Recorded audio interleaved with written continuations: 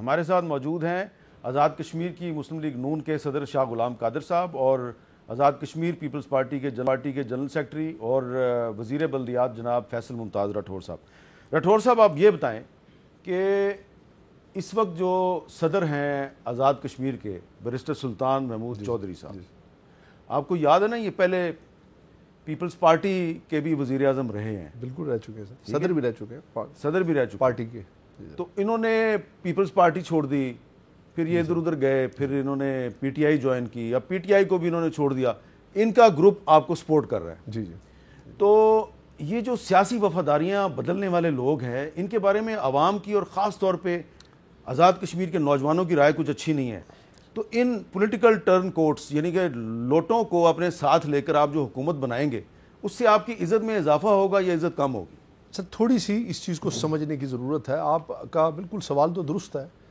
آزاد کشمیر میں یہ جو لوگ اس وقت بیرسٹر سلطان صاحب کے ساتھ ایم ایل ایز ہیں، جس میں ان کے بیٹے، ان کے بھائی، باقی لوگ شامل ہیں، ان کا آلریڈی پیپلز پارٹی میں ایک سپیس اس وجہ سے موجود تھا کہ یہ ماضی میں پیپلز پارٹی میں تھے۔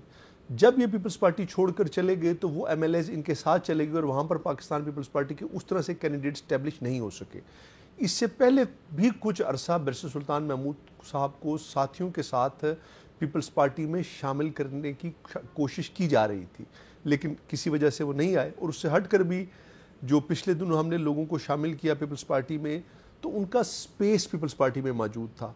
تو اگر تو صرف حکومت بنانے کی بات ہوتی پھر تو یہ بات درست سمجھی جا سکتی ہے، لیکن ان لوگوں نے کل پاکستان پیپلز پارٹی کے ٹکٹس پہ الیکشن لڑنا ہے۔ اچھا، تو یہ مستقبل کی 2026 کے الیکشن کی حکمت عملی بھی تو ہے۔ یہ 2026 کے بعد بھی یہ آزاد کشمیر کے صدر ہی ہوں گے پھر؟ صدر ہونا ہو لیکن الیکشن ضرور لڑیں گے۔ اچھا، اب یہ بتائیں کہ یہ جو معاہدہ تھا جوائنٹ عوامی ایکشن کمیٹی کے ساتھ، جس پہ آپ نے بھی دستخط کیے ہوئے ہیں، تو آزاد کشمیر کے عوام نے اس جوائنٹ ایکشن کمیٹی کے پیچھے کھڑے ہو کر ایک طرح سے جو پولیٹیکل پارٹیز ہیں ان پر عدم اعتماد کیا۔ اب آپ اس کے سگنیٹری ہیں، جی جی۔ تو اگر پیپلز پارٹی کی حکومت بن جاتی ہے تو کیا آپ یہ فرض نہیں ہے کہ آپ نے اس معاہدے پہ عمل درآمد کروانا ہے؟ سر دیکھیے، میں آپ کو بتاؤں کہ یہ جو معاہدہ جس پہ دستخط ہوئے ہیں وفاقی حکومت کے اور ہماری قیادت کے اور ہمارے، یہ اب معاہدہ میں سمجھتا ہوں کہ پتھر پہ لکیر بن چکا ہے۔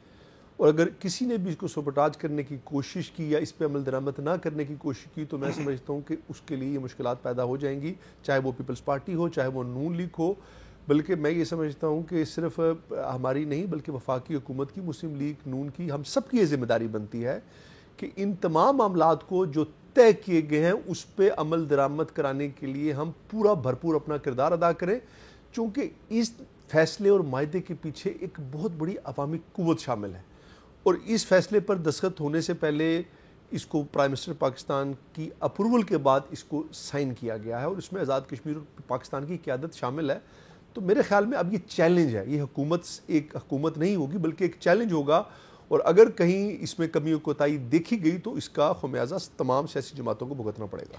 جی شاہ غلام قادر صاحب، اب آخر میں آپ یہ بتائیں کہ یہ 3-4 مہینے کی حکومت آ رہی ہے پیپلز پارٹی کی، اور اپریل مئی سے پہلے یہ کوشش کریں گے 6-7 ہزار جو اسامیاں ہیں اس پہ ان کو فل کرنے کی کوشش کریں گے، اور کوئی 8-10 ارب روپیہ بھی ہے اس کو بھی خرچ کرنے کی کوشش کریں گے۔ تو آپ بھی ان کے ساتھ مل کے لوگ بھرتی کرائیں گے، پیسے خرچ کریں گے، یا اپوزیشن کا کردار ادا کرتے ہوئے آپ کہیں گے کہ جو بھی پیسہ خرچ کرنا ہے میرٹ پہ کیا جائے؟ دیکھیں، ایک تو میری صاحب بات ہے، جب اپوزیشن میں ہم ہوں گے تو ہمیں پھر یہ اختیار آ جاتا ہے کہ ہم اپنی بات کر سکتے ہیں، حکومت پہ تنقید کر سکتے ہیں۔ انوار حکومت میں تو ہمارے 4 وزیروں کی وجہ سے ہماری زبان بندی تھی، جو ہم نہیں کر، لوگ بھی نہیں مانتے تھے، لوگ کہتے تھے کہ یہ آپ کے وزیر ہیں اور آپ ہمیں یہ آ کے بھاشن دے رہے ہیں۔ اب صورتحال بالکل مختلف ہوگی۔ دوسری بات یہ ہے کہ بھرتیوں میں ہم نے اپنے دور میں این ٹی ایس کیا تھا ٹیچروں کی بھرتی میں، اگر وہ اسی تھرڈ پارٹی ویلیڈیشن کے مطابق اگر کریں گے تو پھر تو کسی کو اعتراض نہیں ہوگا، لیکن اگر اس کے علاوہ کچھ کرنے کی کوشش کریں گے، اور ساتھ ساتھ وہ جو 10 ارب روپیہ جس کا آپ ذکر کر رہے ہیں وہ ہے سوشل ویلفیئر کا انڈومنٹ فنڈ، اس کو ادھر سے ادھر کرنے کے اگر انہوں نے کوشش کی تو بھرپور انشاءاللہ مزاحمت بھی کریں گے، اور جو قانونی طریقہ ہوگا، جو آئینی طریقہ وہ اختیار کریں گے۔ اچھا فیصل صاحب، ایک تو یہ بتائیں، یہ 6-7 ہزار اسامیاں ہیں اور 10 ارب روپیہ بھی ہے، اور ایک آپ کا جو معاہدہ ہے جس کو آپ کہتے ہیں کہ وہ پتھر پہ لکیر ہے جوائنٹ عوامی ایکشن کمیٹی کے ساتھ، اس کے مطابق تو آپ کی کیبنٹ جو ہے وہ 20 سے زیادہ نہیں ہو سکتی، ٹھیک ہے جی. تو اب یہ جو آپ سارے لوگ ادھر ادھر سے اکٹھے کر کے لا رہے ہیں تو ان کو پھر اب ان کو وزارتیں دیں گے اور خود وزارت نہیں لیں گے. دیکھیے سر، ایک تو سب سے پہلے ایک تاثر دینے کی کوشش کی جا رہی ہے کہ شاید پیپلز پارٹی لوگوں کو ان بھرتی کرنے کے لیے اور ان پیسے کو خرچ کرنے کے لیے آ رہی ہے. میرے خیال میں یہ اتنا آسان نہیں ہوگا. ایک مضبوط اپوزیشن ہمارے سامنے ہوگی، ایکشن کمیٹی موجود ہے، اور اب اتنا چیزوں کو اس طرح میں نہیں سمجھتا کہ جو ایک تاثر ہے. لیکن جہاں تک آپ یہ بات کر رہے ہیں کہ جو عوامی ایکشن کمیٹی کا یہ معاہدہ ہے اس میں 20 کی، اور اس میں جو 20 کی ہے، پیپلز پارٹی پہلے سے یہ طے کر چکی ہے کہ وزراء اور مشیروں سمیت اس 20 کے فگر کو کراس نہیں کرے گی، اور یہ کیبنٹ بنے گی وہ اسی 20 کے فگر کے اندر رہتے ہوئے ہی بنے گی. تو زیادہ قربانی تو پیپلز پارٹی کو دینی پڑے گی. وہ پھر یہ وزیر اعظم آپ کا ہوگا لیکن باقی وزارتیں آپ کی نہیں ہوں گی. ہو سکتا سر، بالکل ہو سکتا.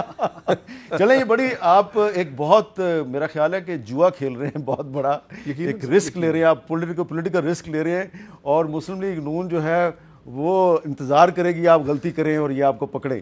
ایسا ہی ہونا چاہیے اور یہی سیاست ہے پاکستان میں، ایسی ہی سیاست ہونی چاہیے. بہت بہت شکریہ شاہ غلام قادر صاحب اور فیصل ممتاز راٹھور صاحب کی آپ نے بات سنی. مسلم لیگ نون اور پیپلز پارٹی جو مرکز کے ساتھ ہیں، لیکن آپ دیکھیں گے کہ آزاد کشمیر میں اب مسلم لیگ نون اپوزیشن ہوگی اور پیپلز پارٹی جو ہے وہ حکومت کرے گی. صرف اپریل مئی تک انہوں نے حکومت کرنی ہے، اور دیکھنا یہ ہے کہ یہ جو ایک بہت بڑا رسک پیپلز پارٹی لے رہی ہے، ایک بہت بڑا پولیٹیکل گیمبل ہے، اس میں یہ کتنی کامیاب ہوتی ہے. اور سب سے بڑا چیلنج جو اس وقت نئی حکومت کے سامنے ہے وہ یہ ہے کہ جو پاکستان کی اور آزاد کشمیر کی جو سیاسی جماعتیں ہیں اور سیاسی قیادت ہے، اس پہ آزاد کشمیر کے عوام کا اعتماد بحال کروایا جائے، کیونکہ وہ اعتماد بحال ہوگا تو یہ سیاسی جماعتیں مستقبل میں بھی سیاست کر سکے گی. بصورت دیگر ان کے لیے بڑی مشکلات ہیں.